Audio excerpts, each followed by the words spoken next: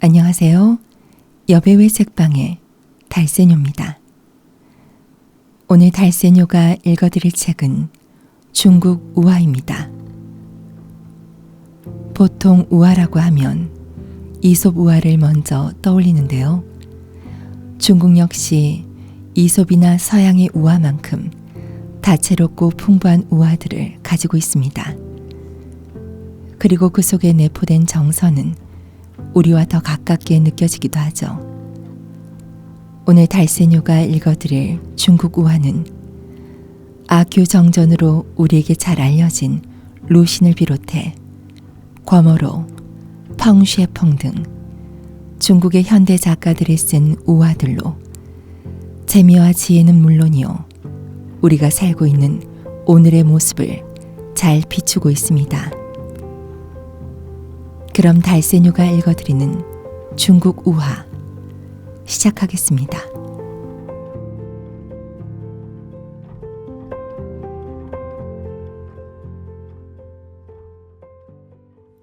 개의 반박. 루신. 나는 꿈속에서 골목길을 걷고 있는 나 자신을 보았다. 옷은 남루하고 신발은 해져 마치 거지 같았다. 뒤에서 개가 짖었다. 나는 거만하게 돌아서면서 큰 소리로 개를 꾸짖었다. 이런 쓸개 빠진 놈 같으니라고 주둥이를 다물지 못해? 헤헤. 개가 웃었다. 어찌 사람 말을 거역할 수 있겠소. 사람만도 못한 짐승인 내가. 멋이 어째? 나는 분노하여 부르짖었다. 사람만도 못한 하는 식으로 비교하는 게 어쩐지 극심한 모욕으로 느껴졌던 것이다. 개가 말했다. 미안하게 됐소이다. 난 워낙 사람만도 못한지라 왜 구리와 은이 구별되어야 하는지 모르겠고, 왜 비단과 무명이 구별되어야 하는지 모르겠고, 왜 관리와 백성이 구별되어야 하는지 모르겠고, 왜 주인과 종이 구별되어야 하는지 모르겠고, 게다가 또 나는 그만 부끄러워져 도망쳤다. 잠깐만 더 이야기하자고요. 개가 뒤에서 큰 소리로 불렀다.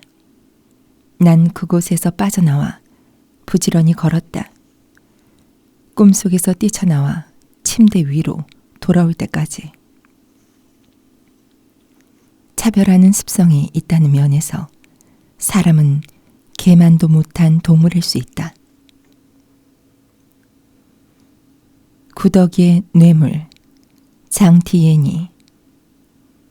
쓰레기 더미 속에 헤아릴 수 없을 만큼 수많은 구더기가 우글거렸다. 난데없이 어떤 사람이 다가와 빗자루로 쓰레기와 함께 구더기들을 무리째 쓸어내려 하였다. 기겁을 한 구더기들은 곧 긴급 회의를 열어 중대한 결정을 내렸다. 자기들이 독차지하던 쓰레기 더미 중 한 귀퉁이를 그에게 떼주어 다시는 시끄럽게 굴지 못하게 하자는 것이었다. 그 사람은 그 말을 들었는지 말았는지 무심하게 빚을만을 계속했다. 애가 타서 우왕좌왕하던 구더기들은 떼주는 양이 적어서 그러는 줄 알고 아까워서 내키지는 않지만 다시 협상을 하자고 제의했다. 3알을 주겠어. 어때? 그래도 그는 쓱쓱 빚을만 했다. 구더기들은 다시 제의했다. 좋아. 그럼 4알을 주지. 아니 5알을 주겠어. 그러나 아무런 대꾸도 없었다. 깨끗해질 때까지 묵묵히 입을 다물고 있는 그를 보고 구더기들은 고개를 설레설레 저었다. 참 별난 사람이야. 대체 사람이 세상을 살아가는 목적이 뭐야? 이런 걸 마다하다니. 뇌물. 그것이 쓰레기인 줄 모르는 자만이 그것을 받는다. 악기로 뱀을 잡은 음악가 펑쉐펑. 땅굴에서 머리를 내민 뱀이 한창 먹이를 찾고 있는 자구새를 물어 죽였다. 죽은 자고새의 아내는 남편이 뱀한테 물려 죽은 것을 보고 더없이 비통해하고 분개하면서 밤낮으로 애처롭게 울었다. 원망에 찬 울음소리 때문에 봄날의 숲은 얇은 검정색 수건을 덮어 쓴 것처럼 입을 꾹 다문 채 침통해하고 있었다. 그 옆을 지나가던 어떤 유명한 음악가가 발길을 멈추었다. 귀를 기울이고 자고새의 울음소리에 취해 있던 음악가는 매우 감동되어 이렇게 말했다.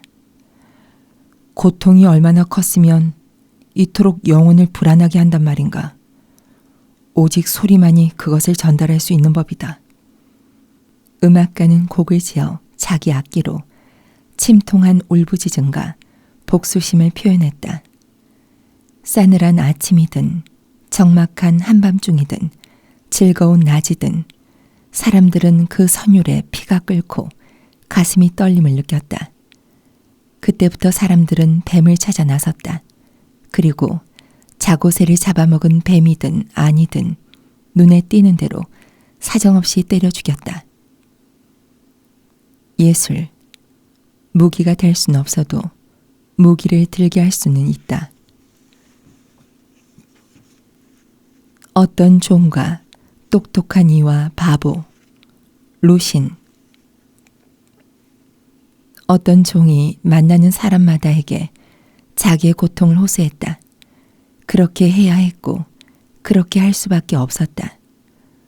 어느 날 그는 똑똑한 이를 만났다. 선생, 그는 슬픔에 젖어 두 줄기 눈물을 흘리면서 말했다. 선생은 아실 겁니다. 저는 소나 말보다 못한 생활을 해왔습니다. 굶기를 밥 먹듯이 하고 한 끼 음식이라고 해봐야 돼지와 개도 안 먹는 수수 껍질이고 그나마 조그만 그릇에 담아줍니다. 정말 동정이 가는군. 똑똑한 이가 말했다. 그렇고 말고요. 종은 기뻐하며 계속 하소연을 늘어놨다. 하지만 일은 밤낮으로 시키면서 쉴 틈도 주지 않아요. 이른 아침엔 물을 깃고 점심때는 장에 가고 저녁 때는 밥을 짓고 밤엔 맷돌질을 하고 맑은 날은 빨래, 비 오는 날은 우산 들어주기, 겨울엔 난로 피우기, 여름엔 부채질, 한밤중엔 버섯에 물을 주고 주인 도박노름 심부름을 해주지만 끝전 한 푼 갈라주지 않고 때로는 채찍을 안겨요. 똑똑한 이는 탄식했다. 그의 눈시울이 약간 붉어졌다. 눈물이 나올 것 같았다. 선생, 전 이렇게 그냥 살 수는 없어요. 달리 살 길을 찾아야 해요. 하지만 달리 무슨 수가 있어야죠. 똑똑한 이는 종을 위로했다. 당신에게 좋은 날이 꼭 오리라고 믿소. 그래요? 그러면 얼마나 좋을까요? 아무러나 선생께 저의 고통을 털어놓고 또 선생의 동정과 위안을 받고 나니 마음이 한결 가벼워졌어요.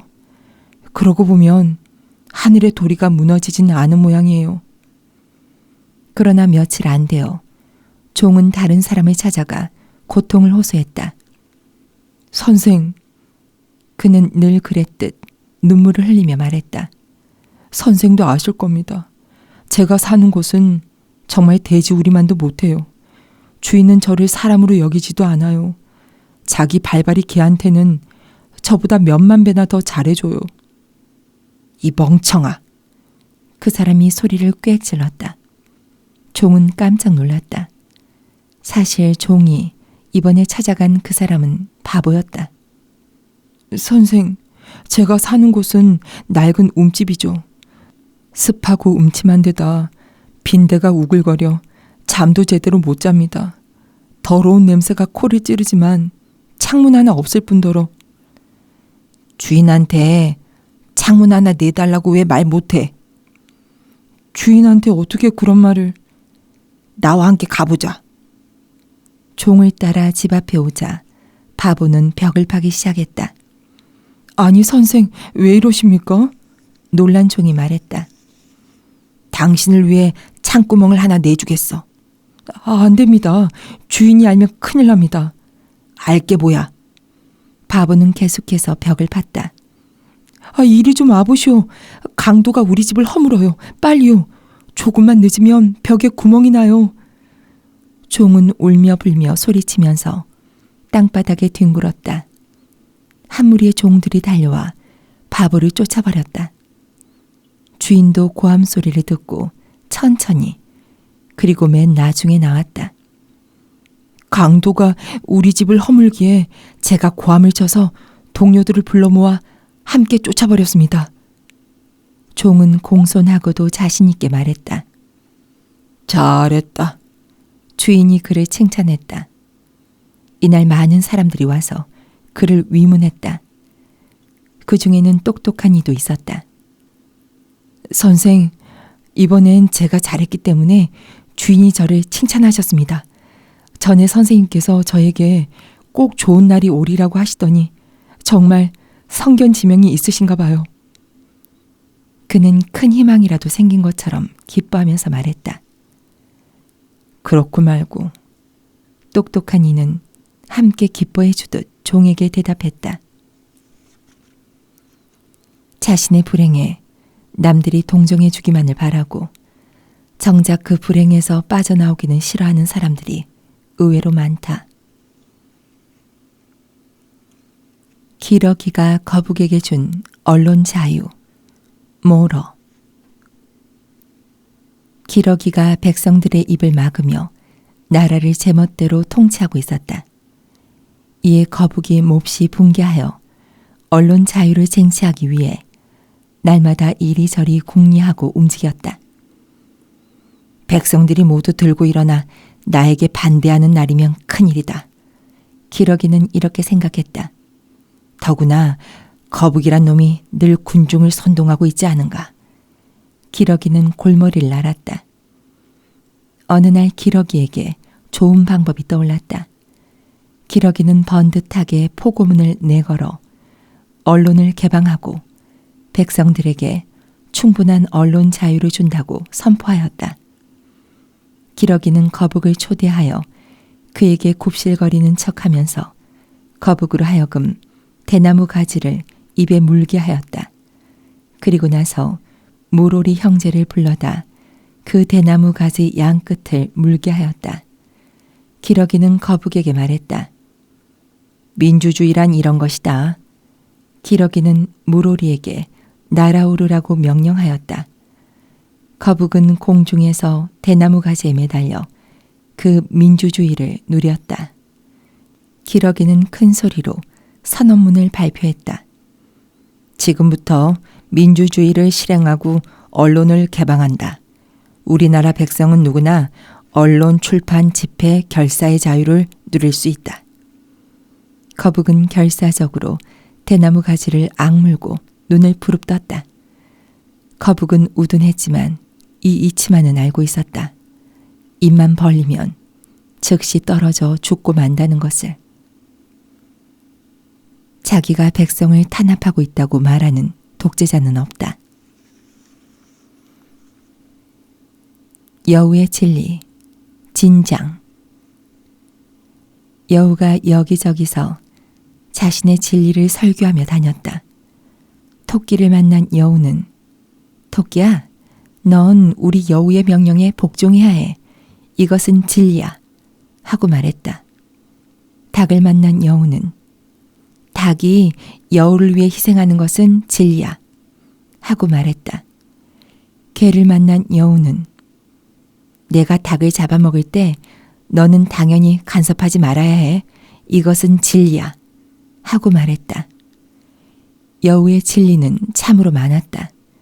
제멋대로 만들어낸 진리였음에도 불구하고 여우는 그런 진리들이 모두 동물 성경에 나와 있는 것이라고 말했다. 경계하라. 거짓도 권위 있는 말로 포장될 수 있다. 대변자가 된 염소, 거모로. 검정색 염소 한 마리가 상기슭에 매어 있었다. 똑같은 몸 색깔, 똑같은 규칙, 똑같은 침묵. 두드러진 데라고는 없어. 마치 밋밋한 검정색 무더기처럼 보였다. 변화가 있다면 이따금 이놈이 뿔로 저놈을 건드리고 저놈이 뿔로 이놈을 받아버리곤 하는 것뿐이었다. 염소들은 밧줄에 목이 메어 바로 주위에 있는 풀밖에는 먹을 수가 없었는데 그나마 이젠 다 뜯어먹고 없었다. 먹을 물도 없어서 그들은 서로의 침을 핥고 오줌을 빨았다. 때로는 하늘을 바라보며 비를 기다렸다. 이들을 보살펴야 할 염소치기 양반은 어디 가셨느냐고? 당신은 술에 취한 그의 목소리를 듣지 못했는가? 그는 근처의 술집에서 친구들과 함께 술만 마시고 있었다. 가끔 그가 먹다 남은 찝찝한 곡물과 구정물이 문 밖으로 찍 흩뿌려지기라도 하면 그것은 염소들에겐 하늘이 내린 감노수였다. 그러나 그 감노수를 핥을 수 있는 것은 술집 가까운 곳에 메어있는 염소뿐이었다. 감노수를 핥고 기분이 좋아진 그 염소는 짧은 울음소리를 냈다. 더 많이 뿌려줘. 우리 모두 골고루 맛보게. 라는 뜻이었다. 그 염소는 자기가 모든 염소들의 대변자라고 생각하고 있었다. 민중의 대변자를 자처하는 이들 중에는 권력의 주변에서 찌꺼기를 얻어먹는 데 만족하는 자가 더 많다. 먼지의 불평, 옌원징. 벽돌과 모래를 가득 실은 큰 트럭 한 대가 몇 시간 동안 쉬지 않고 달렸다. 벽돌과 모래에 뒤섞여 있던 먼지가 문득 큰 트럭에게 항의했다. 이봐, 좀 쉬었다 가는 게 좋지 않아? 무작정 달리기만 하면 우린 지쳐 죽을지도 몰라. 트럭이 목신 소리로 대답했다. 여러분, 조금만 참읍시다. 아직 멈출 때가 아닙니다. 조금 지나자 먼지가 또 입을 열었다. 멈출 수 없다면 천천히 가는 게 어때? 그렇게 서둘러야 할 필요가 있나? 트럭이 부드러운 말투로 대답했다. 일이란 원래 그렇게 바쁜 거잖아요. 늦게 가면 뭔가 잘못된다고요. 좀 더 참는 게 차라리 낫죠. 이 말에 먼지가 핏대를 세웠다. 뭐라고? 감히 우리에게 설교하려고 덤벼? 우린 관록 있는 먼지란 말이야. 세상 일을 많이 겪고 왔어. 기껏해야 한두 살밖에 안 먹은 네가 알면 얼마나 한다고 그래. 우리 말도 안 듣다니. 원참 어디 이런 독재가 다 있어. 민주주의라곤 짚을 만큼도 없군. 벽돌과 모래들이 먼지를 말렸다. 가만히 있어. 트럭이 한 마리 옳다고. 우린 일 때문에 바쁘니 더 지체할 수 없어. 먼지는 당장 미칠 것만 같이 덤벼들었다. 너희는 모두 같은 콧구멍으로 숨쉬는 한 통속이야. 이건 분열주의야. 좋아. 너희가 날 배척하려 든다면 협력하지 않겠어. 어떻게 되는가 두고 보자고. 먼지들이 트럭에서 뛰어내리기가 바쁘게 바람이 그들을 공중으로 휘몰아갔다. 날려가면서도 먼지는 한사코 외쳐댔다. 우린 안 할 테야. 어떻게 되나 두고 보자. 큰 트럭은 벽돌과 모래를 실은 채 앞으로 쏜살같이 달리기만 했다. 눈 깜짝할 사이에 트럭은 까마득히 멀어졌다. 기생충에 불과한 자들이 언제나 더 시끄러운 법이다. 양모리꾼과 목동, 과모로. 어떤 양모리꾼이 큰 나무 아래서 한 무리 양을 보고 있었다. 그는 담뱃대를 입에 물고 엽총을 메고 있었다.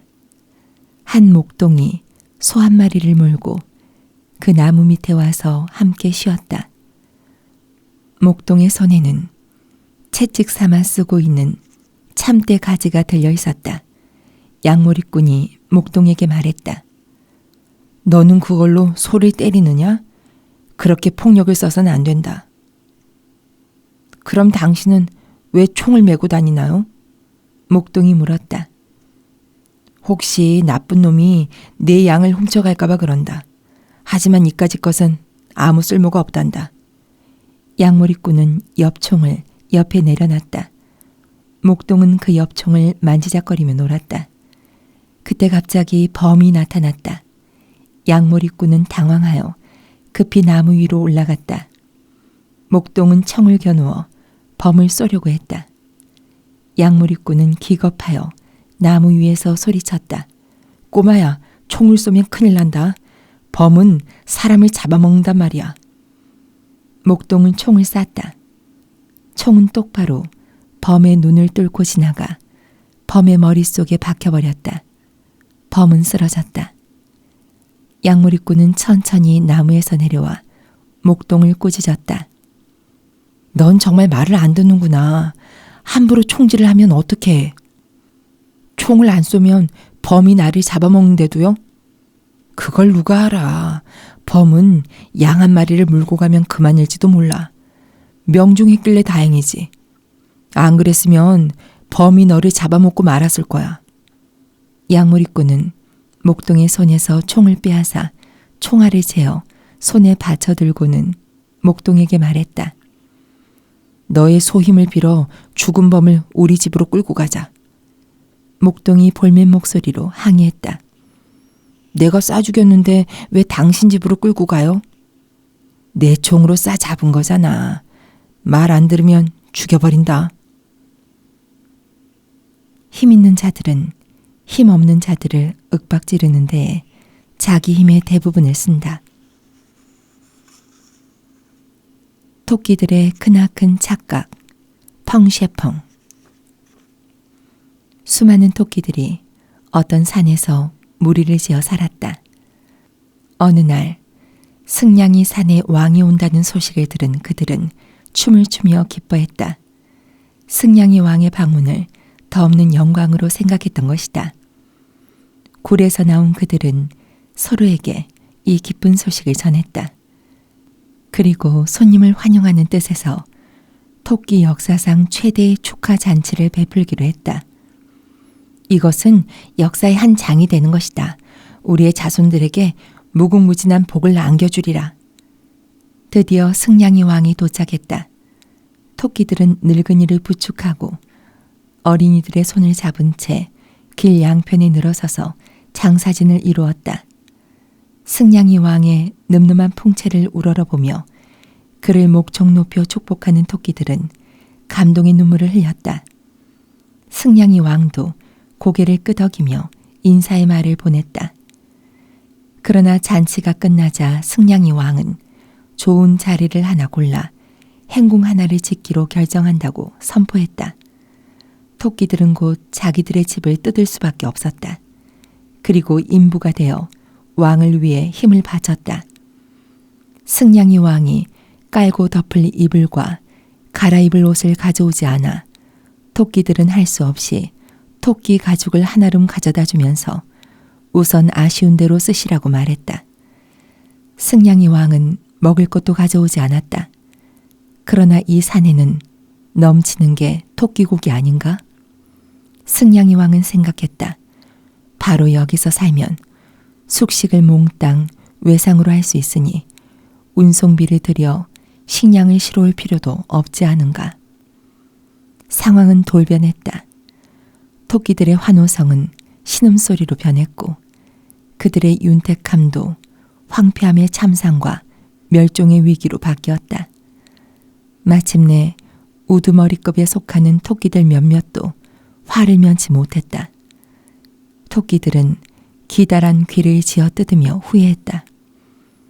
총명하기 이를 데 없는 우리가 무엇 때문에 앞뒤를 잘 생각하지 못했을까?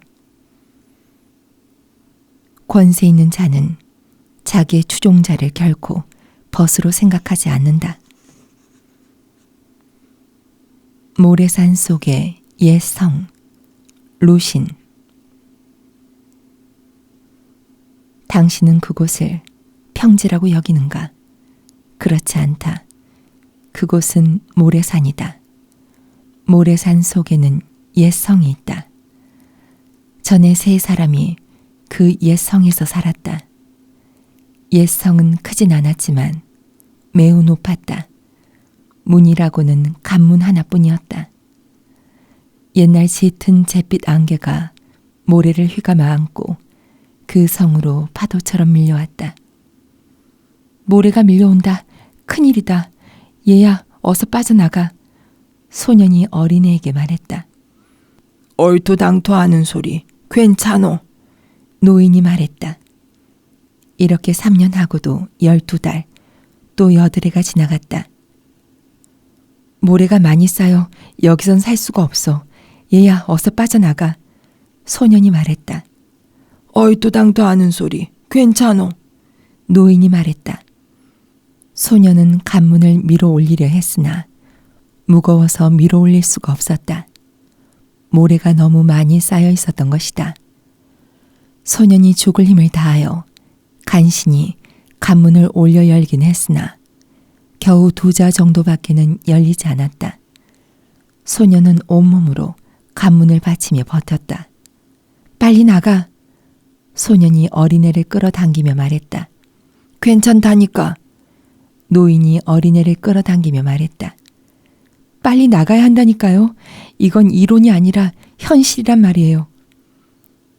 짙은 잿빛 안개가 모래를 휘감아 안고 파도처럼 흘러들었다. 그 후의 일을 난 모른다. 알고 싶다면 당신이 직접 저 모래산을 파헤치고 옛 성에 가보라. 아마 간문 밑에 주검이 하나 있을 것이고 그리고 간문 옆에는 주검이 글쎄 하나가 있을지 둘이 있을지.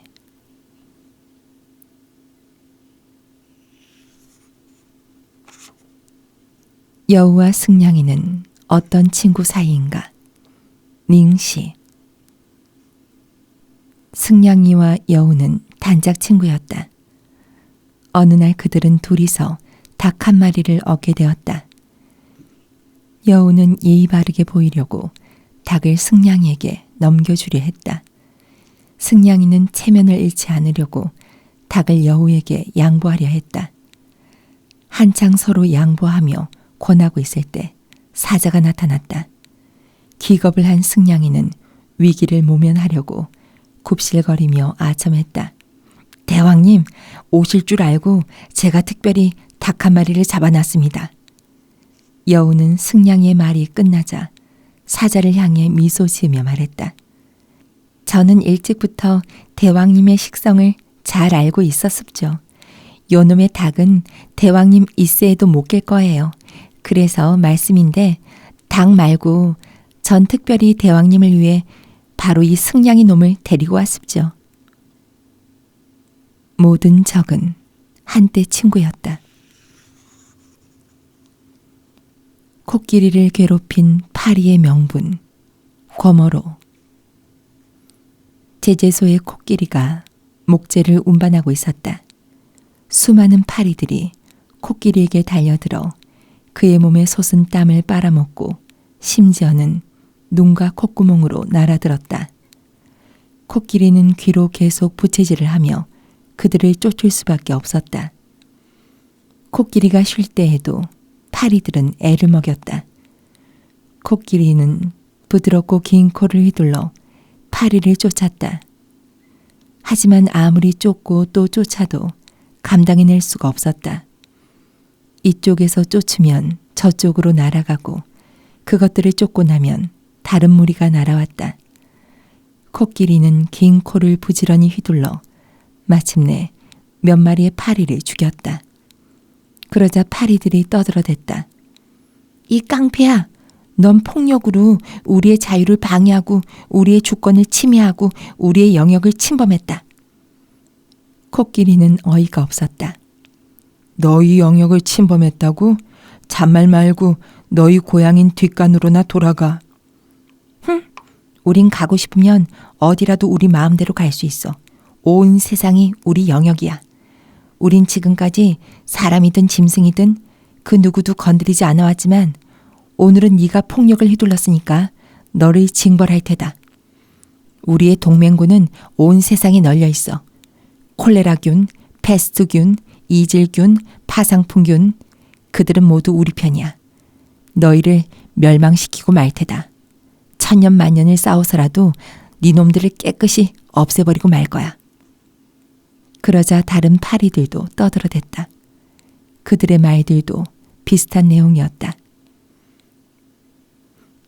악한 일에도 항상 명분은 있는 법이다.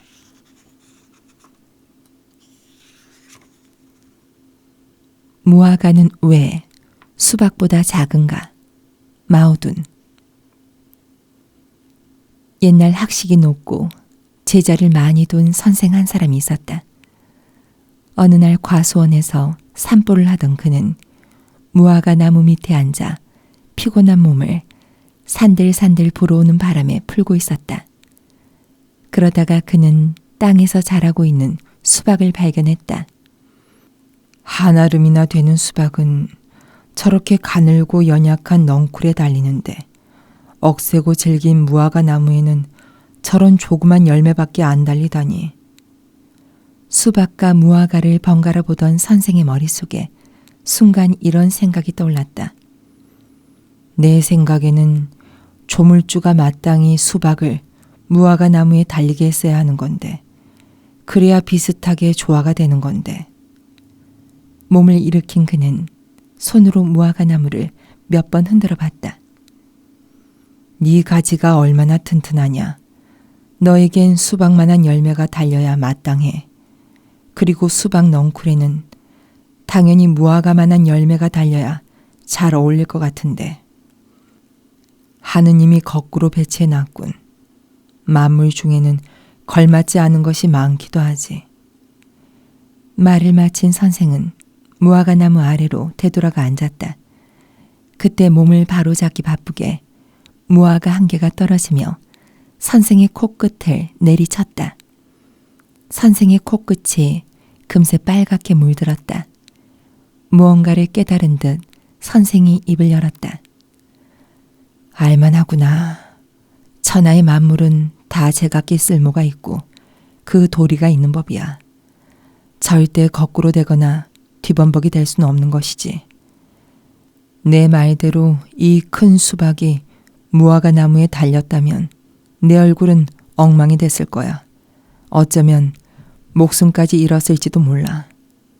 다행히 열매가 작아서 상처가 심하진 않군. 이젠 알만해. 조물주가 제자리에 맞춰 놓은 세상 만물을 우리가 함부로 뜯어 고칠 수는 없는 거야. 자연의 이치 중에 인간이 얕잡아 볼 만한 것은 하나도 없다. 수탉과 부엉이의 논쟁. 잔루. 황혼 무렵 수탉과 부엉이 사이에 논쟁이 벌어졌다.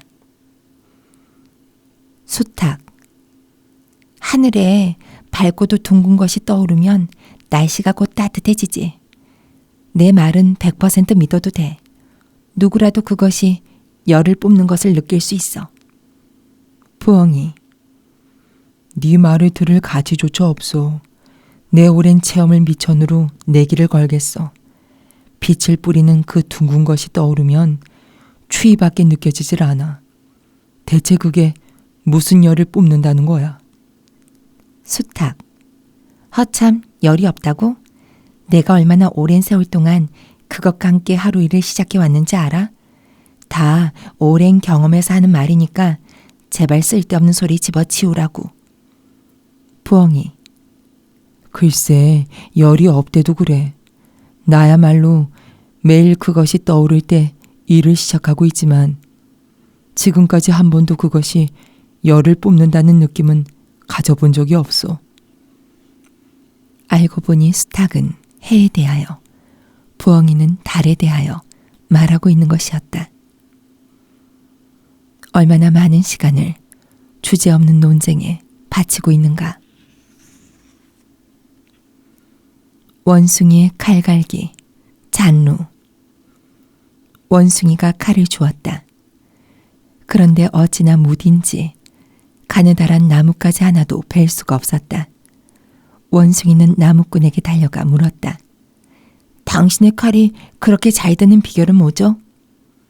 숫돌에 갈았을 뿐이다. 별다른 비결이 있겠니? 갈기만 하면 된다는 겁니까? 그렇다. 집으로 돌아온 원숭이는 칼날을 눕히지도 않고 숫돌 위에 똑바로 세운 채 며칠 동안 열심히 칼을 갈았다. 얼마나 열심히 갈았던지 칼날의 두께가 칼등의 두께와 비슷하게 되었다. 원숭이는 다시 나무를 찍어봤다. 더욱 말이 아니었다. 원숭이는 다음과 같은 결론을 내리고 말았다. 아유, 남의 경험을 본받았지만 소용이 없군.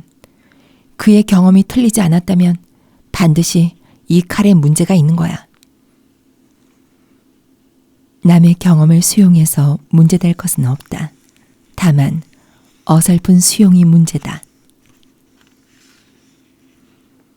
텔레비전이 머리채를 자르다. 예육례. 큰 굴뚝이 며칠 전에 길고 검은 머리채를 잘랐다. 공장 사람들에 대한 칭찬이 사람들 사이에 자자했다. 도시의 공기는 신선해졌고 먼지도 적어졌다. 꼬마 제비도 며칠 전에 길고 검은 머리채를 잘랐다. 머리채를 자른 후 그의 비행 속도는 퍽 빨라졌고 몸도 민첩해졌다. 텔레비전도 덩달아 자신의 반짝반짝 빛나는 가늘고 긴 머리채를 잘랐다. 그 다음부터 그의 얼굴은 흐릿터분해져서 아무것도 알아볼 수 없게 되었다. 잠과 죽음을 구별하지 못하는 자는 잠을 죽음으로 모방할 수 있다. 뚝배기에 마늘 찍기 4호화. 뚝배기에 마늘을 찍고 수탉이 알을 낳는다는 것은 모두 이치에 어긋나는 일, 터무니없는 일이다. 어느 날 한 뚝배기에 마늘 찍기 주의자가 뚝배기에다 마늘을 찧어도 뚝배기는 깨지지 않는다고 주장했다. 그러나 그 주장에 반대하는 사람이 마늘을 넣고 쿵 찢자 뚝배기는 폭삭하고 깨져버리고 말았다. 자네 찢는 방법이 틀렸구먼. 뚝배기에 마늘 찢기 주의자가 결과에 승복하지 않자 반대자는 또 하나의 뚝배기를 가져와서 다시 쿵 찧었다. 뚝배기는 마찬가지로 산산조각이 났다.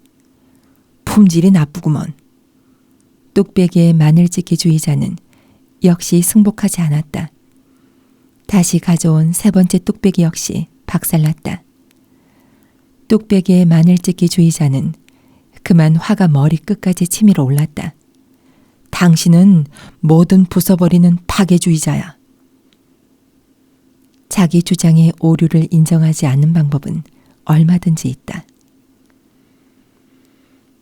부나비와 탁상등, 예넌징.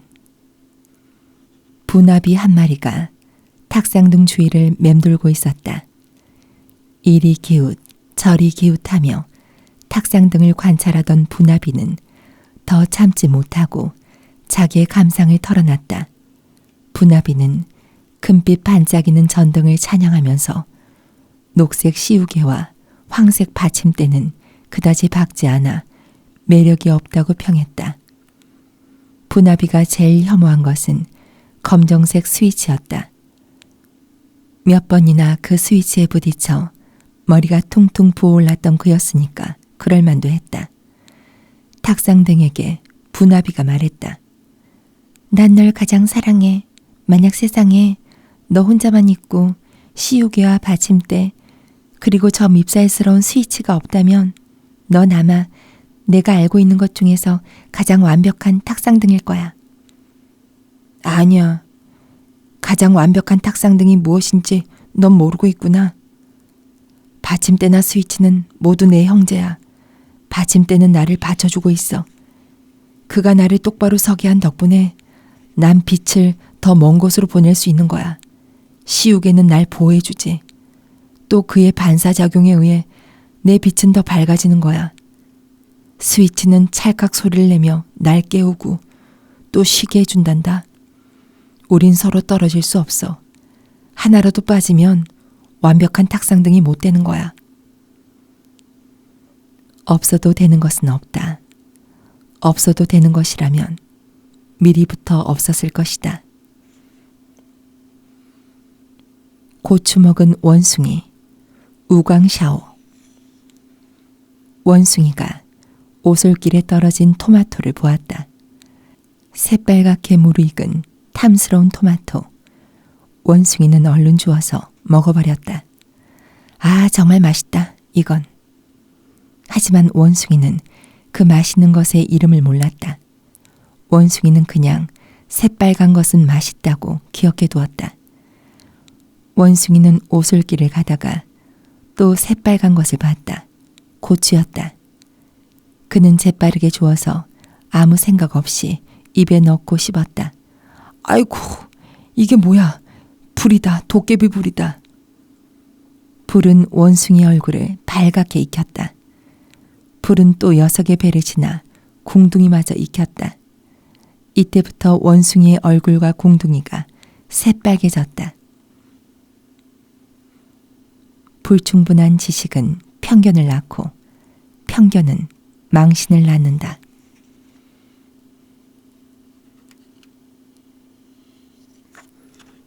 라일락의 미덕, 우광샤오. 5월의 화원에는 라일락 꽃향기가 물씬물씬 풍겼다. 꿀벌은 라일락의 꿀을 한껏 빨아먹으며 엷은 날개 죽지가 떨리도록 흔쾌하게 웃으며 말했다. 정말 달콤해. 가슴이 치하도록 향기롭군. 라일락이 역시 최고야. 무슨 소리? 나비가 두 가닥 수염을 실그러뜨리며 말했다. 저 장미꽃이 얼마나 고운가 한번 봐. 또 들국화는 청순하고도 의젓해. 들장미는 또 얼마나 신금을 울리는지. 무슨 말이 더 필요해? 꿀벌이 맞섰다. 모두 라일락보다는 못해. 도대체 라일락이 뭐 그리 대단하다고 그러는 거야? 꽃송이는 얼마나 작은지 제스민이 차라리 낫겠다. 나비는 딱 잘라 말했다. 꿀벌이 속이 상한 듯 입을 다물자 나비는 기고만장했다. 왜 아무 말도 못하셔? 꿀벌이 말했다. 그렇게 어처구니 없는 말을 하는데 내가 무슨 말을 하겠소? 꿀벌은 머리를 회에 저으며 말했다. 겉모양만 봐서는 안 돼. 라일락도 네가 말한 것처럼 그렇게 흉물스럽진 않아. 나비는 눈을 부릅뜨면서 물었다. 그렇다면 그토록 라일락을 좋아하는 이유를 한번 대보라고. 꿀벌은 라일락 잎을 뜯어보였다. 이봐, 이 잎은 가슴에 스미는 그윽한 향기를 만들어내고 쓴맛은 다 제 몸에 남겨둔다고. 이 잎을 좀 씹어봐.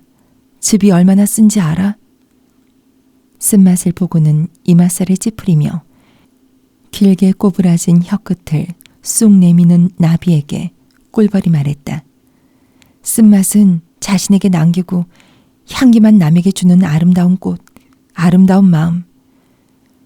이래도 칭찬하고 싶은 생각이 나지 않아?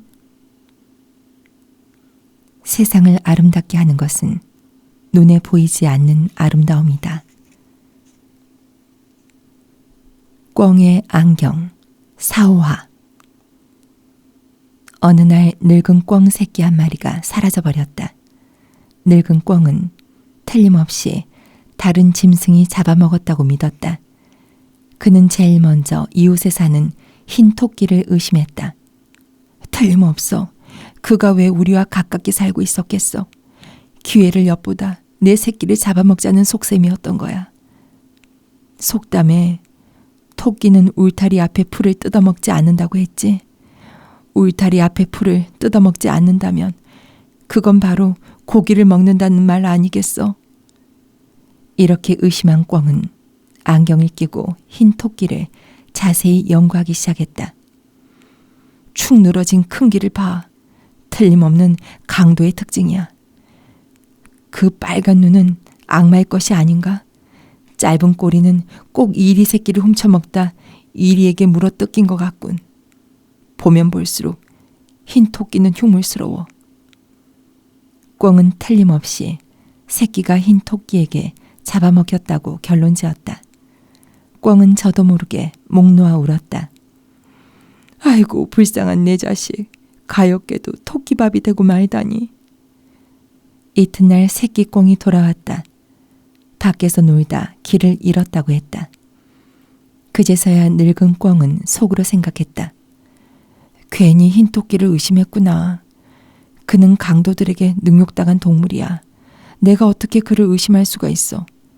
그가 나의 이웃이 된 것은 이리 때가 두려워 나와 친구가 되고 싶어서였어. 속담에 토끼는 울타리 앞에 풀을 뜯어먹지 않는다고 했지. 울타리 앞에 풀도 그냥 돌 정도니 얼마나 선량한 짐승이야. 늙은 꿩은 또다시 안경을 끼고 흰 토끼를 자세히 분석했다. 귀를 좀 봐. 강도를 방지하느라 저렇게 큰 거야. 저 빨간 눈을 좀 봐. 이리의 시기를 받고 너무 울어서 그렇게 된 걸 거야. 꼬리가 짧은 건 틀림없이 늙은 벌에게 물어뜯겼기 때문이라고. 흰 토끼가 어떻게 나의 보배둥이를 먹을 수 있었겠어. 눈은 마음이 보는 것을 볼 뿐이다. 붉은 꽃과 푸른 잎, 예육내. 봄이 왔다. 꽃이 피었다. 아름다운 꽃밭에서 사람들은 사진을 찍고 꿀벌은 꽃송이를 싸고 돌며 그 향기를 만끽했다. 꽃은 즐거웠다. 한편 자신들을 든든하게 받쳐주는 푸른 잎이 아주 별 볼 일 없는 존재라고 느낀 꽃은 자만하기 시작했다. 미모도 향기도 없으니 사람들이 아예 거들떠보지도 않는다. 바람이 불어왔다.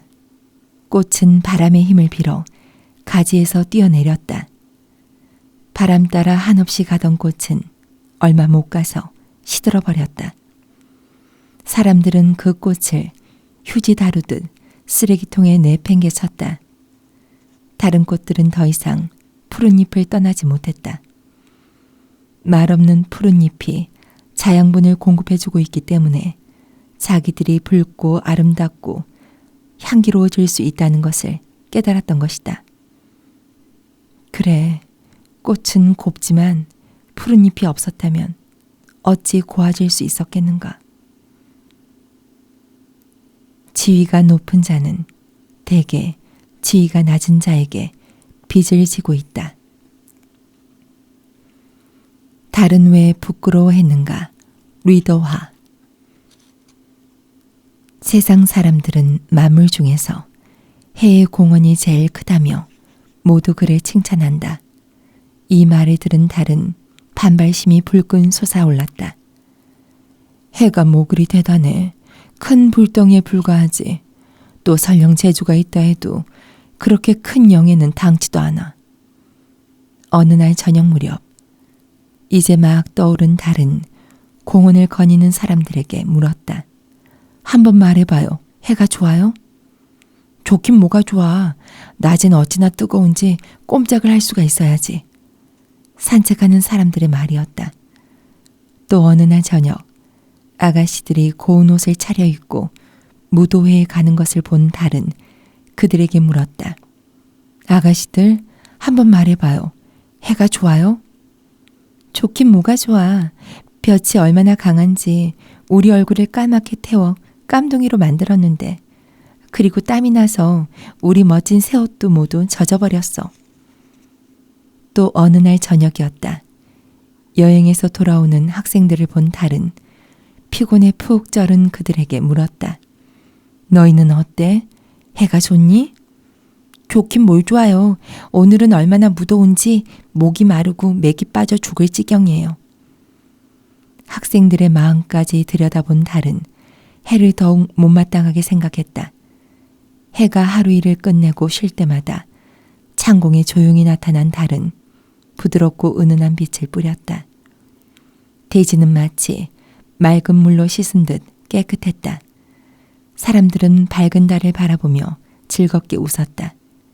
의자를 들고 나와 정원에 모여 바람을 쏘이는 사람들, 서로 손을 잡고 거니는 처녀들, 무리지어 다니거나 뛰어노는 아이들. 이런 전경을 바라본 달은 속으로 생각했다. 저 모든 행복의 1등 공신은 바로 나야. 달은 해를 찾아가 시비를 가린 뒤 해의 영예를 빼앗아 오리라 다짐했다. 그날이 왔다. 해가 아직 서산 언덕을 넘지도 않았는데도 달은 시간을 앞당겨 떠올랐다. 멀리 바라보니 땅 위엔 한 무리의 사람들이 있었다. 남녀노소 할 것 없이 모두 모여 있었다. 그들은 금물결 출렁이는 풍년의 들녘을 바라보며 해에게 감사하고 있었다. 해는 참으로 좋은 것이야. 그의 빛과 열이 없다면 풍년을 생각이나 할 수 있었겠어. 늙은 농사꾼의 말이었다. 해는 정말 고마운 존재야. 해가 없었더라면 그 많은 곡식을 어떻게 생산할 수 있겠어? 늙은 농사꾼의 뒤를 이은 동네 처녀들의 고백이었다. 맞아요. 그리고 곡식이 없으면 모두 굶어 죽고 말 거예요. 아이들도 뒤질세라 같은 말을 제잘거렸다. 달은 부끄러워서 쥐구멍에라도 들어가고 싶었다. 그는 얼굴이 화끈 달아올랐다. 그 뒤부터 달은 그 일을 생각할 적마다 쑥스러워 얼굴을 반쯤 숙이고 하늘에서 슬며시 사라지곤 했다. 결점과 장점, 둘 다 없는 사람보다는 둘 다 있는 사람이 낫다. 엉뚱한 쥐, 펑쉐펑. 쥐 한 마리가 있었는데 그는 다른 쥐들이 다 달고 있는 꼬리를 자기도 달고 있어야 한다는 게 영 못마땅했다. 이따위 한심한 꼬리가 나에게도 달려 있어야 하다니. 결심을 내린 그는 한 친구에게 달려가 자기의 꼬리를 떼어달라고 부탁했다. 모두들 이 꼬리 하나에 희망을 걸지만 내겐 필요 없어. 그의 성미를 잘 알고 있는 친구는 슬며시 그의 꼬리를 짧게 동여매 놓고는 떼어 없앴다고 거짓말로 얼버무렸다. 꼬리를 떼어버렸다고 생각한 쥐는 이제 자기가 보기 드문 용모를 갖게 되었으니 모두들 특수한 형해를 안겨줄 것이라고 기대했다.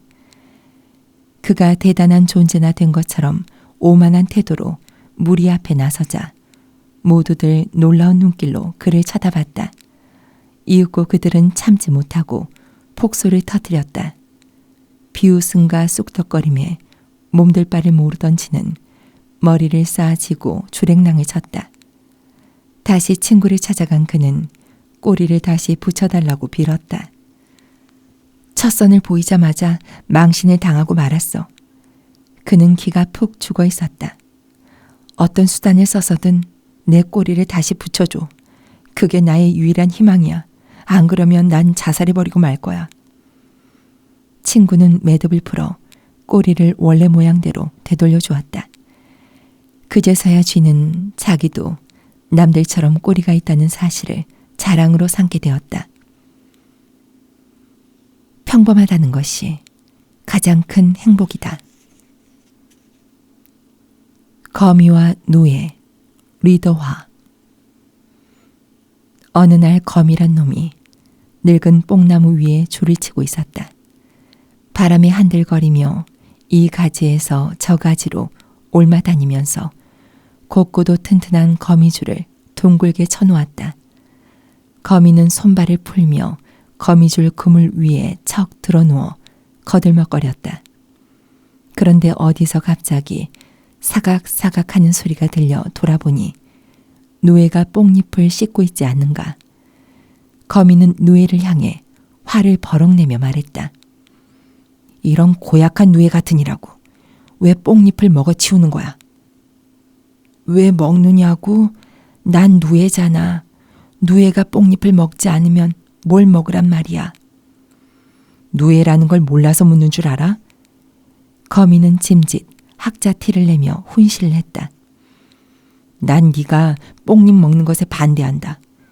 내가 여기 그물을 쳐놓고 해충을 잡아 뽕나무를 지킨다는 걸 모른단 말이냐? 노예가 말했다. 왜 몰라. 하지만 난 해충이 아니야. 그리고 뽕잎을 먹지 않고서야 내가 무슨 수로 실을 만들어내겠어. 어쨌든 나뭇가지와 잎을 해치는 건 다 해충이야. 해충은 모두 나의 원수란 말이야. 거미는 가슴을 내밀며 위엄을 부렸다. 물론 너는 다른 해충과는 달리 실을 만들어내지. 하지만 꼭 뽕잎을 먹어야만 실을 만들 수 있는 건 아니잖아. 나는 그걸 안 먹고도 실을 만든단 말이야. 이런 그물도 못 잡는 주제에. 흥. 누에는 거미의 말을 듣고 아연실색하였다. 그따위 그물이나 짠다면 내 실이 무슨 가치가 있으랴. 너무나 어처구니 없다. 하지만 누에는 성내지 않고 천천히 대답했다. 실을 뽑아내기는 너도 마찬가지지. 하지만 질이 다르잖아. 그건 바로 내가 뽕잎을 먹기 때문이야. 너처럼 그물은 못 만든다 해도 내가 만든 실로는. 거미는 억울한 듯 뽕나무에게 항의했다. 누에가 당신의 잎을 갉아먹는데도 왜 그냥 내버려 두는 거요? 난 당신을 위해. 뽕나무가 거미의 말을 끊었다. 네가 날 위해 일하는 것은 고마운 일이야.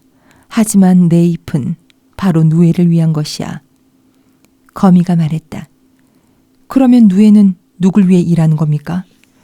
그래 그놈이 저 혼자만을 위해 일하는 게 아니란 말인가요? 그럼 누에는 자기 자신보다는 인류를 위해 봉사하지. 우리 모두가 인류를 위해 봉사하는 거야. 그런 일이 있고 난 뒤 몇 날 며칠이 흘렀다. 누에가 실을 토하며 고치를 짓기 시작하였다.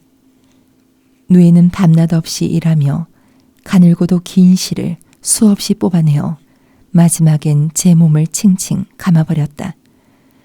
거미는 그 광경을 바라보며 놀라지 않을 수 없었다.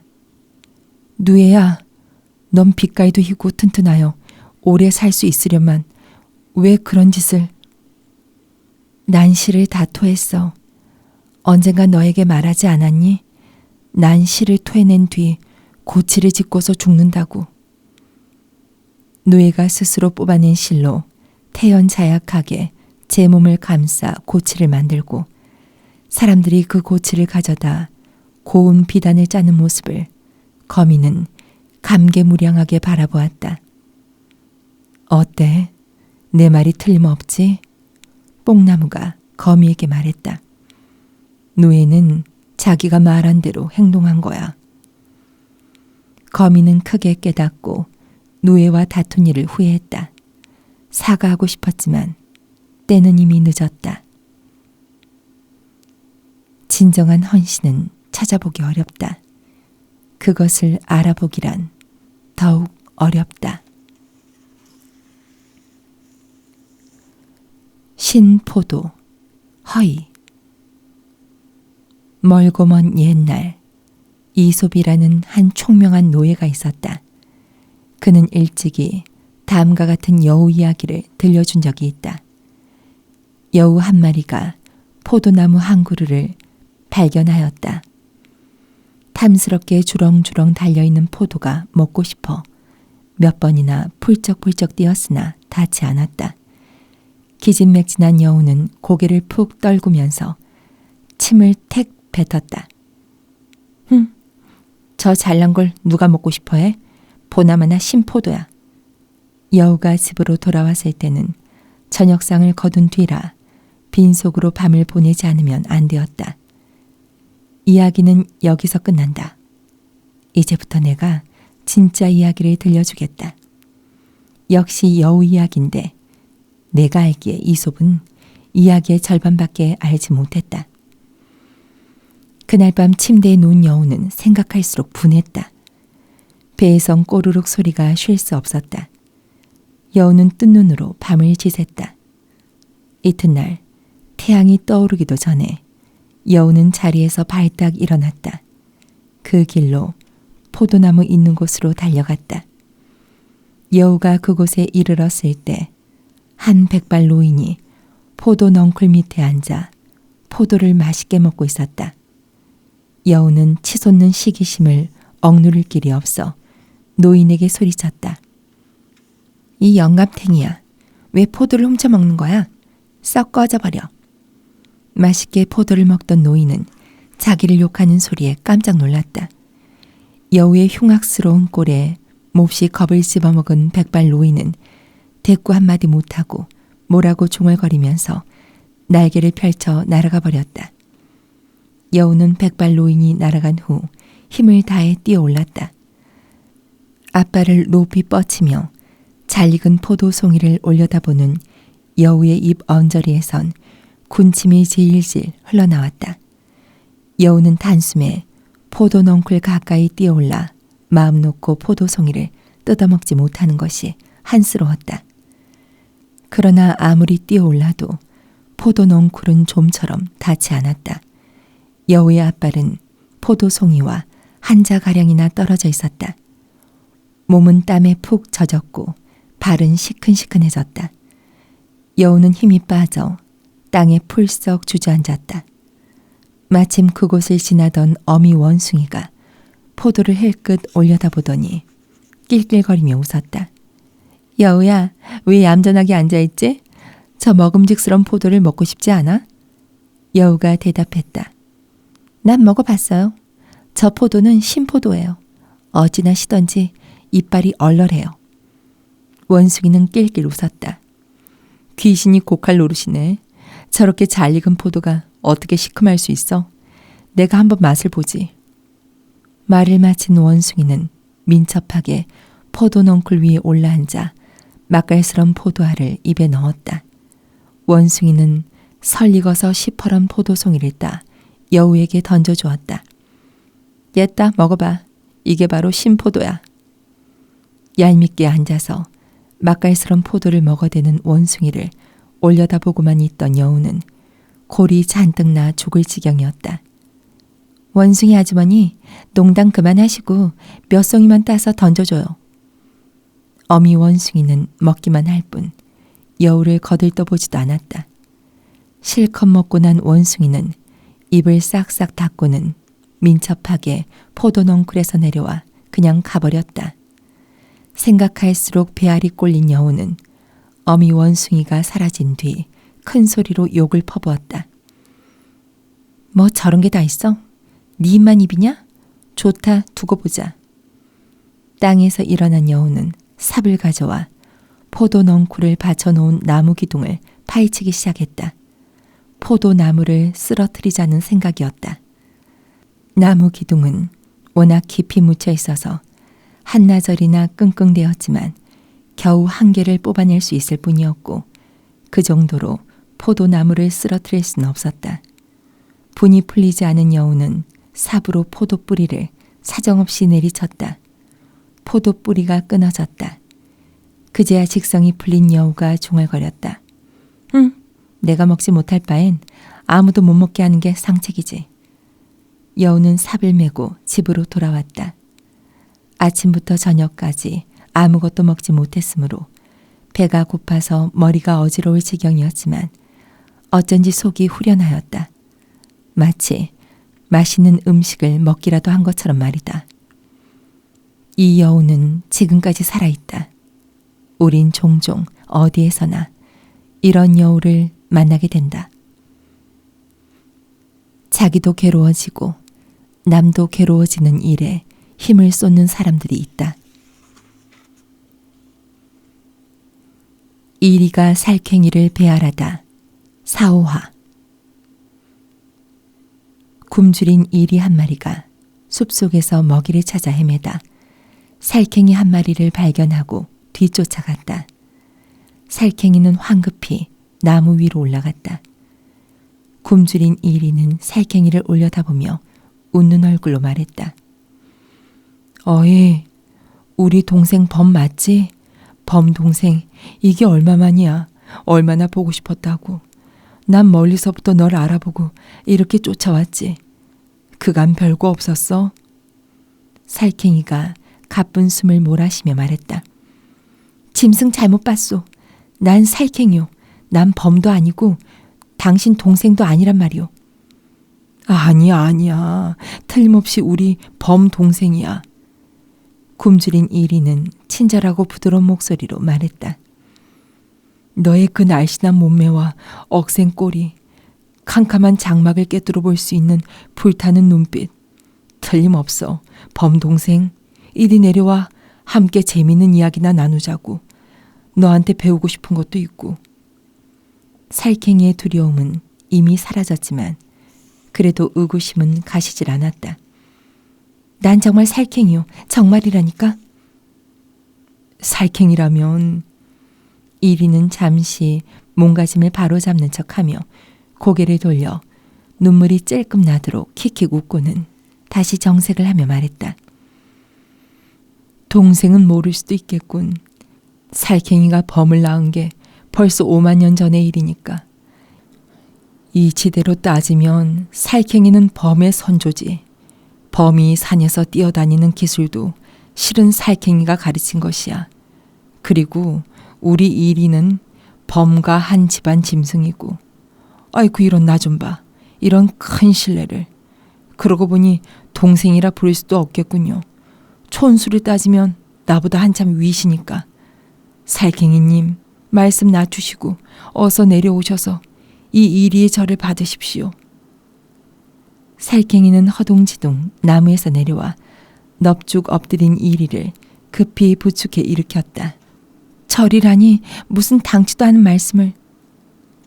그 뒤에 무슨 일이 일어났는지는 충분히 상상할 수 있을 것이다. 아무리 의심 많은 사람이라도 치켜 세우는 말에는 금방 속는다. 가장 확실한 사냥, 아이칭. 어떤 사람이 사냥을 배우고자 사냥꾼 한 사람을 스승으로 모셨다. 사람에게 꼭 한 가지씩은 재주가 있어야 하는데 허다한 것들 중에서 제가 선택한 것이 바로 사냥입니다.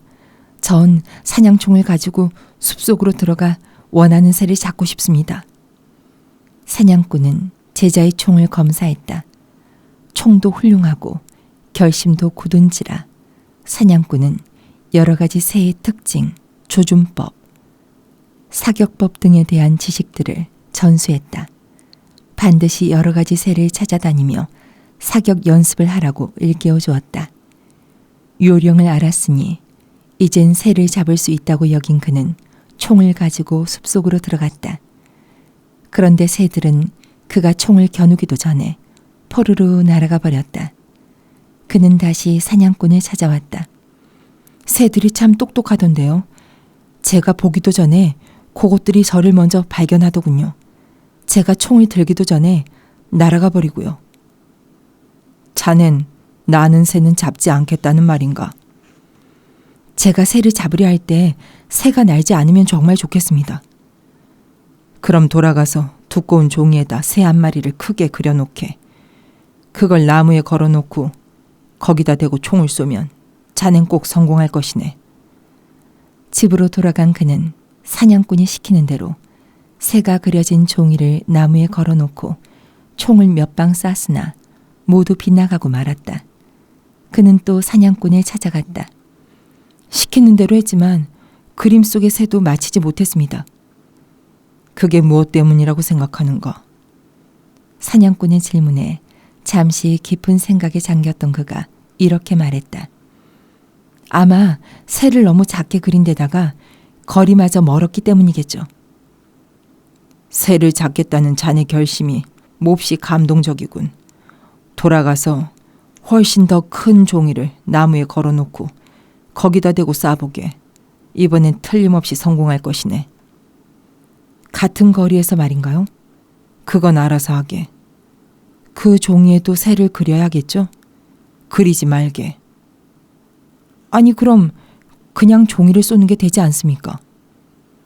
쓴웃음을 지으며 묻는 그의 말에 사냥꾼은 매우 엄숙하게 대답했다. 내 말은 자네가 먼저 종이에 되는 대로 쏘아놓고 구멍이 난 곳에다 새를 그려 넣으란 뜻이네. 자네에겐 그것이 가장 확실한 사냥이라네. 일을 쉽게 하려는 사람일수록 일의 결과에 대한 욕심은 크다. 뱃사공과 그의 아들 진장. 어느 몹시도 추운 겨울날이었다. 뱃사공은 어린 아들을 데리고 배를 저어 멀리 나아갔다. 힘겹게 노를 젓는 뱃사공의 얼굴에는 땀이 줄줄 흘러내렸다. 그는 속옷만 남기고 겉옷을 훌훌 벗어 던졌다. 그는 선창 안으로 뛰어들어가 아들에게 소리쳤다. 얘야 덥구나. 어서 옷을 벗어라. 뱃사공은 아들의 겉옷을 훌훌 벗기고 속옷만 입은 채로 두었다. 찌꺽찌꺽 노를 젓던 뱃사공의 온몸은 또다시 땀으로 흠뻑 젖었다. 그는 몸에 착 달라붙은 속옷마저 훌렁 벗어 던졌다. 아유, 꽤나 덥구나 더워. 선창 안으로 또 뛰어들어간 뱃사공은 아들의 남은 옷마저 홀랑 벗겼다. 찌꺽찌꺽 뱃사공은 더 힘있게 노를 저어갔다. 몸에선 더운 김이 무럭무럭 피어올랐다. 그러나 불쌍한 어린 아들이 선창 안쪽에서 꽁꽁 얼어 죽은 줄은 몰랐다. 인간은 남과 입장을 바꿔 생각할 수 있을 만큼 현명하지 않다. 개가 고양이를 구하다. 잔루. 개와 고양이가 서로를 벗삼아 어려운 일이 있을 때마다 힘껏 돕자는 약속을 굳게 맺었다. 어느 날 고양이가 잘못해서 늪에 빠졌다. 헤엄을 칠 줄 모르는 고양이는 큰 소리로 구원을 청했다.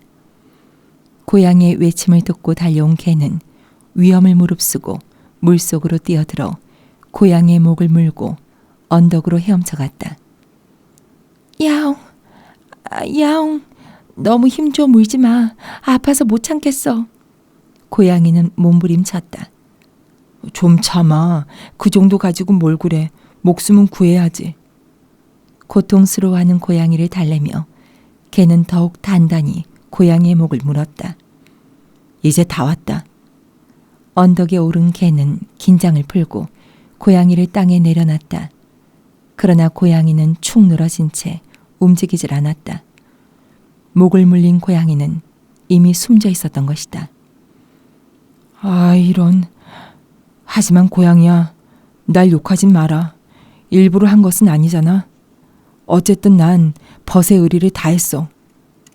개는 꼬리를 몇 번 흔들고 제 갈 길을 갔다. 동기도 좋아야 하지만 결과도 좋아야 한다.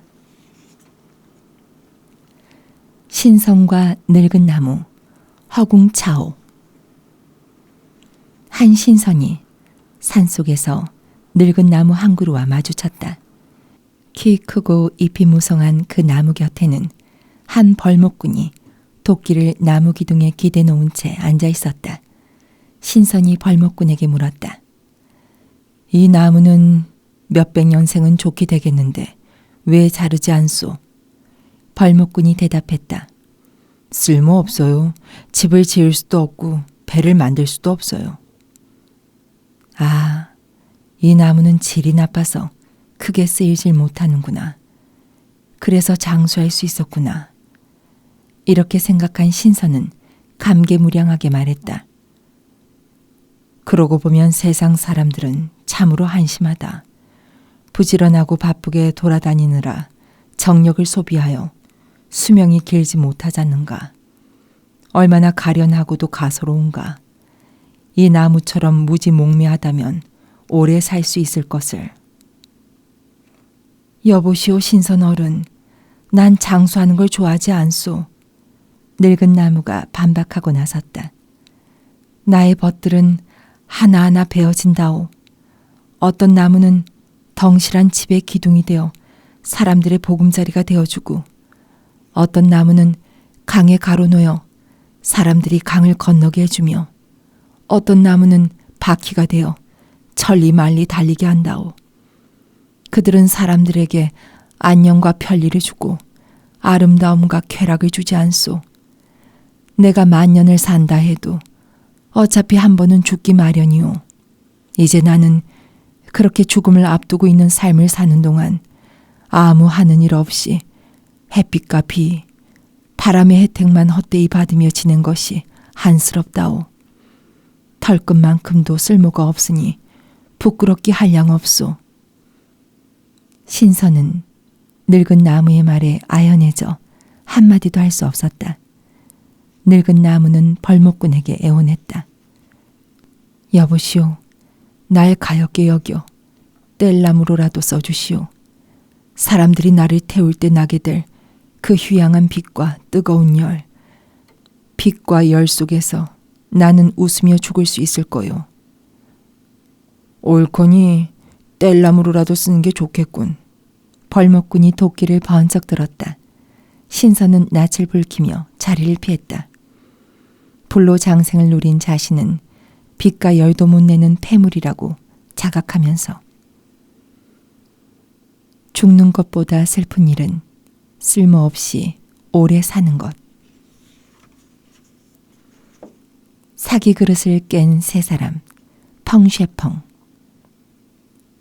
세 사람이 찻잔, 국그릇, 밥그릇 등 사기 그릇을 잔뜩 실은 각자의 수레를 밀면서 함께 고개를 넘고 있었다. 높고 가파른 산마루를 감으며 꼬불꼬불한 오솔길이 나 있었다. 한쪽은 험준하고 높은 바위 벼랑으로 막혀 있었고 다른 한쪽은 굽어보기만 해도 아찔한 낭떠러지라 말 그대로 험악하기 이를 데 없었다. 오르기 시작한 지 얼마 되지도 않아 그들 중 한 사람이 수레를 벼랑 쪽으로 잘못 미끄러뜨려 사기 그릇을 몽땅 깨고 말았다. 성한 것이라고는 하나도 찾아볼 수 없었다. 두 번째 사람은 중간쯤 올라왔으나 바위에 부딪혀 수레가 그대로 뒤엎어지는 바람에 역시 그릇을 몽땅 깨고 말았다. 꼭대기까지 오른 세 번째 사람이 기뻐 소리쳤다. 야, 마침내 올라왔네. 그러나 숨을 돌리다가 그만 손잡이를 놓치고 말았다. 수레는 굴러 내려가다 뒤집혔다. 사기 그릇은 역시 박살이 나고 말았다.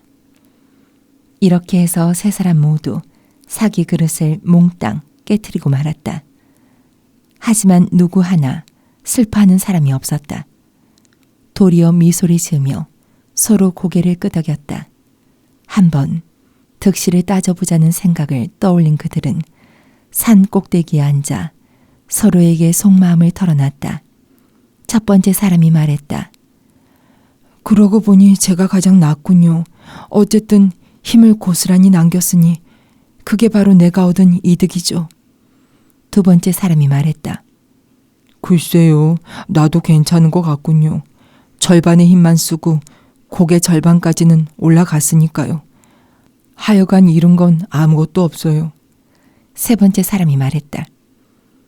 비록 힘은 가장 많이 들었지만 오직 나 혼자만 산꼭대기에 올랐다는 건 영광이 아닐까요?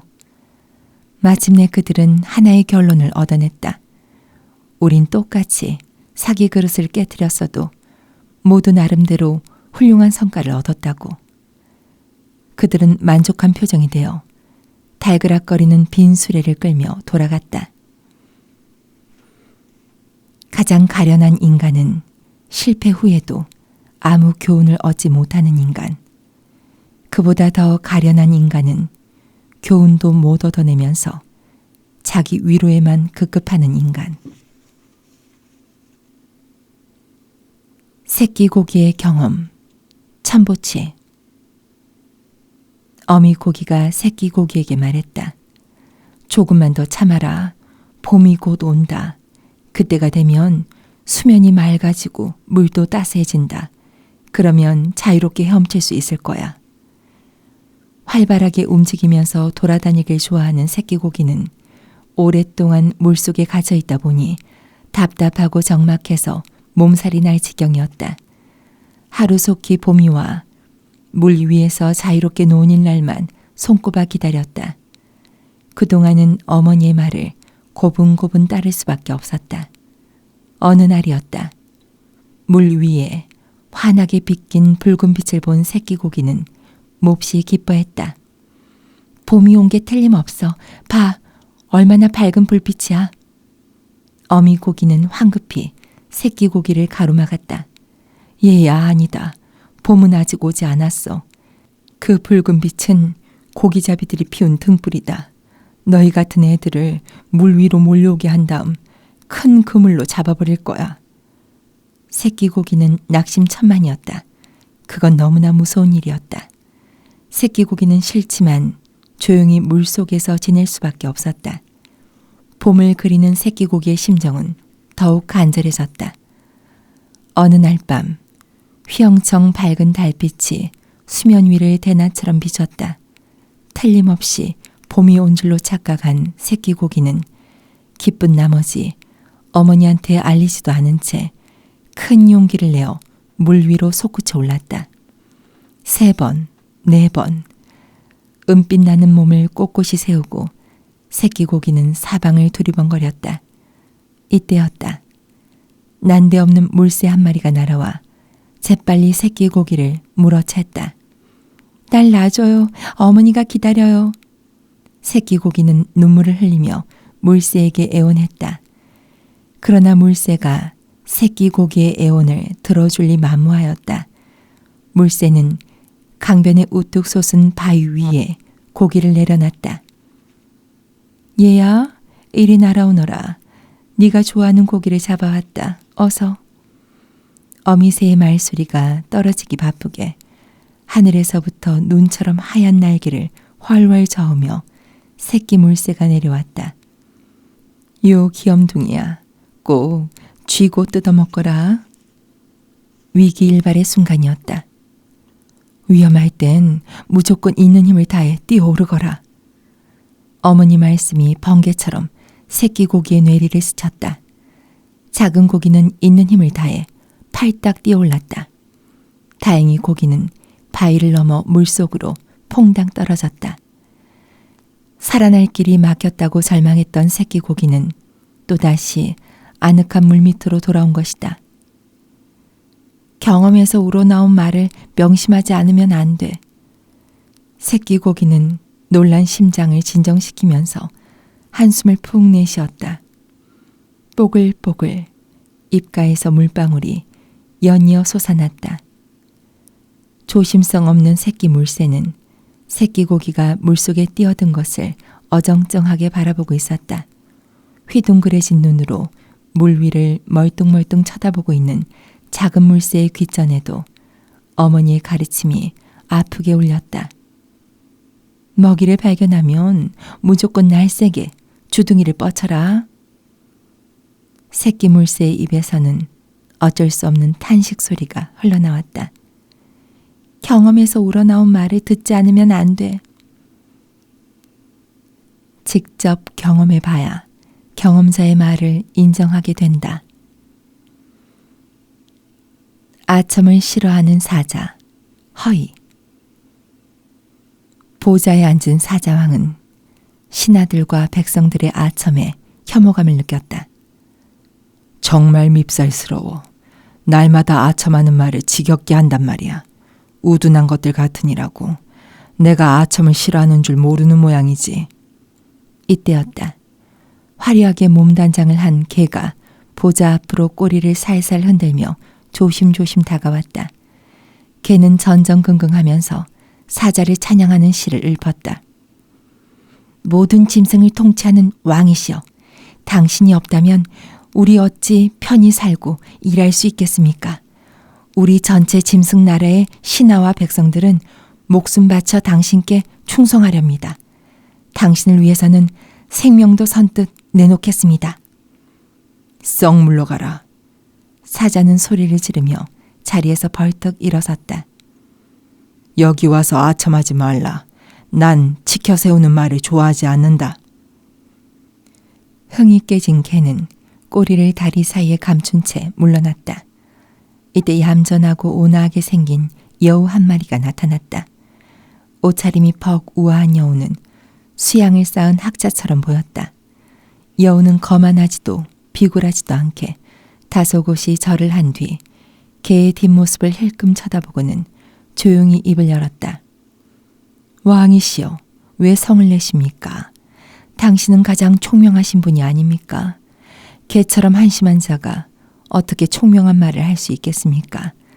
그는 정말 멍청한 자입니다. 아첨하고 치켜 세우는 걸 당신께서 가장 싫어한다는 걸 모르고 있으니까요. 그러나 그것도 이상한 일은 아닙니다. 누구나 치켜 세우는 걸 좋아하니까요. 당신처럼 총명하고 정직하며 함부로 호언장담하지 않는 위대한 분을 저는 처음 뵙습니다. 네 말이 옳다. 사자왕은 희색이 만면하며 소리쳤다. 이리 오라. 너에게 살찐 암탉 한 마리를 상으로 주마. 아무도 아첨을 싫어하지 않는다. 단지 노골적인 아첨을 싫어할 뿐이다. 달팽이의 이사 리더화. 호숫가 돌 틈에 달팽이가 살고 있었다. 꽃도 풀도 없는 그곳은 너무나 밋밋하여 몸을 숨길 수조차 없었다. 불어대는 바람과 내리쬐는 햇볕이 달팽이를 매일 괴롭혔다. 어느 날 우연히 그곳을 지나가는 거미를 본 달팽이는 하소연을 했다. 이 세상은 너무나 황폐해 살 수가 없어. 거미는 의아한 눈빛으로 달팽이를 쳐다보며 말했다. 무슨 소리야? 그럼 이사를 해. 저기 보이는 언덕만 넘어가도 살기 좋은 곳이 나오는데 왜 굳이 이런 황폐한 곳에 살면서 괴로워하니? 언덕 너머에 다른 세상이 있다고? 달팽이는 믿을 수가 없었다. 때마침 그곳을 날아가던 잠자리가 그들의 대화를 듣고 있었다. 원 세상에 저 언덕 너머에 살기 좋은 세상이 펼쳐져 있다는 것을 모른단 말이니? 저 언덕 너머에는 꿀벌이 향기로운 꽃 사이를 누비며 꿀을 모으고 지렁이는 땅을 일구고 나비는 꽃가루를 날라 모두들 얼마나 재미있게 사는 줄 아니? 거미와 잠자리를 떠나보낸 달팽이는 몹시 흥분했다. 엎어지면 코가 닿을 저 언덕 너머가 그처럼 좋은 낙원인 줄 몰랐고 꿀벌과 나비와 지렁이가 그곳에서 그렇게 즐겁게 살아가는 줄은 꿈에도 생각하지 못했던 것이다. 달팽이는 그곳으로 이사하기로 결심을 굳혔다. 그리고 거기서 한번 멋진 삶을 살아보리라 다짐했다. 이틀 뒤에 꿀벌이 달팽이의 이사를 도우러 왔다. 머리 위에서 쨍쨍 내리쬐는 햇볕을 본 달팽이는 몸을 웅크렸다. 난 오늘 이사할 수 없어. 저 뜨거운 햇볕이 날 태워 죽일 거야. 다시 이틀이 지나자 나비가 찾아왔다. 불어대는 바람에 겁을 먹은 달팽이는 얼굴을 붉히며 머뭇거리다가 말했다. 오늘도 안 되겠어. 내 야들야들한 살갗은 바람에 못 견뎌. 또 이틀이 지나 잠자리가 달팽이를 찾아왔다. 그날따라 보슬비가 내렸다. 햇볕도 바람도 없었다. 그런데도 달팽이는 또 이사를 못하겠다고 버텼다. 난 오늘도 못 가겠어. 비 때문에 저 언덕을 아무래도 넘을 수 있을 것 같지가 않아. 다시는 그 누구도 달팽이의 이사를 도우러 오지 않았다. 달팽이는 끝내 이사를 못했지만 때때로 즐거울 때면 그 언덕을 바라보며 이렇게 중얼거렸다. 난 몸이 약한 게 탈이야. 그렇지 않았다면 지금 나는 저곳에서 행복하게 살고 있을 텐데.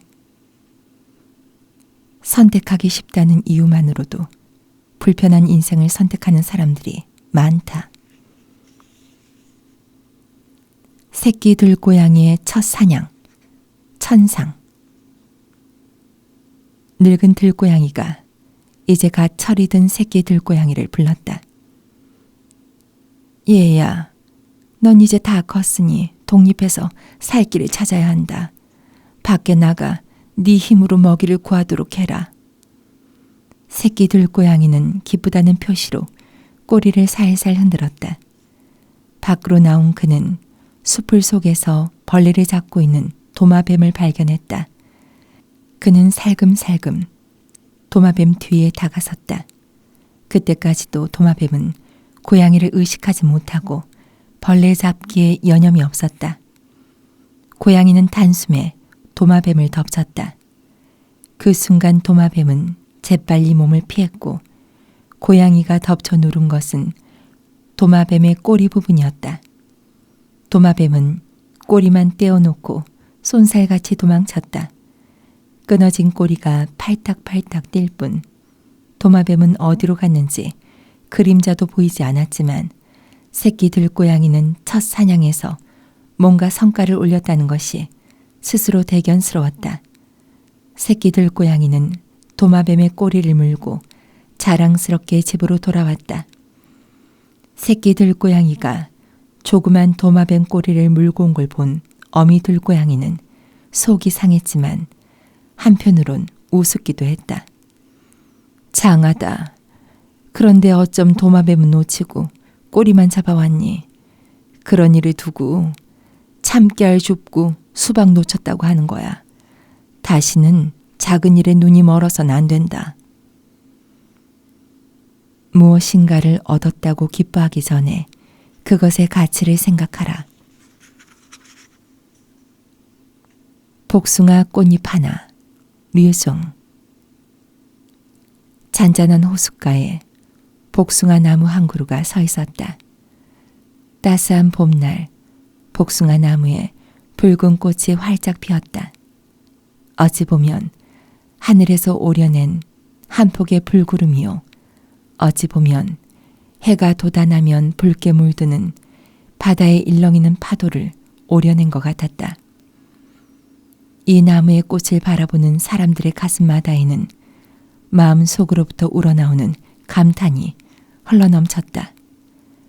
미풍이 불 때마다 고개를 살살 저으며 웃는 복숭아 꽃의 모습은 참으로 즐거워 보였다. 그런데 그 많은 꽃 중에서 유독 한 송이의 꽃, 그 중에서도 꽃잎 하나가 시름에 잠겨 있었다. 얼마나 가슴을 울려주는 칭찬들을 하고 있는가. 하지만 묵꽃 속에 파묻혀 있는 꽃잎은 가슴이 쓰렸다. 사람들은 꽃에게 눈길을 주면서 이 꽃 좀 봐, 얼마나 고운지 몰라 하고 말하지.